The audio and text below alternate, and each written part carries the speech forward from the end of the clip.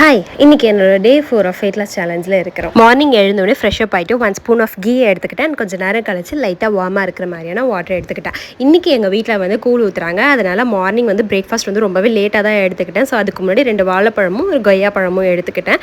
And சாமியெல்லாம் கும்பிட்டு முடிச்சதுக்கப்புறம் ஆஸ் யூஷுவல் கூழ், கருவாட்டு குழம்பு, அதில் வந்து நிறைய வந்துட்டு பட்டாணி இதெல்லாம் போட்டு முருங்காய் போட்டு முருங்கை கீரை வச்சு நல்லா ஃபில்லிங்காக நான் இன்றைக்கி மார்னிங் என்னோட பிரேக்ஃபாஸ்ட் வந்து ஹெல்த்தியாக கம்ப்ளீட் பண்ணிட்டேன்.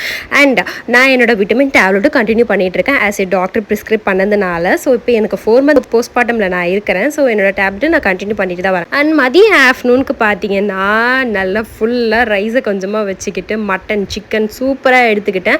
அண்ட் அதுக்கப்புறம் வந்துட்டு ஒரு 3:30க்கு போல எனக்கு லைட்டாக ஹெட்டேக் இருந்தது. ஸோ அதனால் டீ போட்டு அண்ட் வேர்க்கலை ஸ்நாக்காக வச்சு எடுத்துக்கிட்டேன். அண்ட் வாக்கிங் இன்றைக்கி ஹையஸ்ட்டு நான் போயிட்டு நான் த்ரெட்மில் வாங்கினதுக்கப்புறம் கிட்டத்தட்ட 25 மினிட்ஸ் கண்டினியூவாக நான் வாக் பண்ணியிருந்தேன். 1 கிலோமீட்டர் நான் தாண்டியிருக்கேன். கிட்டத்தட்ட ஒரு காலத்தில் நான் வந்துட்டு 7 கிலோமீட்டர் வாக் பண்ணுவேன் 10K ஸ்டெப்ஸ்க்கு. இப்போல்லாம் வந்துட்டு 1 கிலோமீட்டர் வாக் பண்ணுறதே ரொம்பவே ஸ்ட்ரெஸ்ஸாக இருந்துச்சு. ஆஸ் யூஷுவல் எப்படியும் முடிச்சிட்டேன். அண்ட் நைட்டுக்கு வந்து முட்டை தோசை ப்ளஸ் சிக்கன் குழம்பு எடுத்துக்கிட்டேன்.